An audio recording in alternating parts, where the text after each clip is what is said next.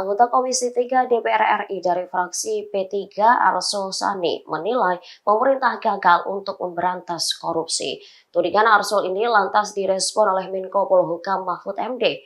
Mahfud mengatakan jika banyak orang dipenjara terkait kasus korupsi berasal dari DPR, menteri hingga hakim agung. Sebelumnya, Mahfud menyebut korupsi di Indonesia semakin parah hingga menyinggung transaksi di bawah menjadi di DPR, Mahkamah Agung, bahkan pemerintahan.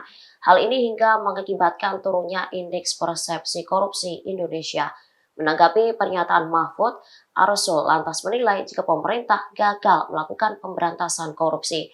Kegagalan itu juga bisa diartikan ketidakberhasilan program pemerintah yang diletakkan dalam Stranas Pemberantasan Korupsi. Tudingan tersebut pun langsung dibalas Mahfud melalui cuitan di akun Twitternya pada Senin 12 Juni 2023. Mahfud pun mengatakan bahwa pernyataan yang disampaikannya adalah fakta yang tidak perlu ditutupi. Ia menambahkan bahwa kegagalan pemberantasan korupsi bukan hanya salah pemerintah saja, tetapi DPR hingga Mahkamah Agung. Mahfud pun meminta agar Arsul mengakui itu dan tidak perlu ada yang ditutupi.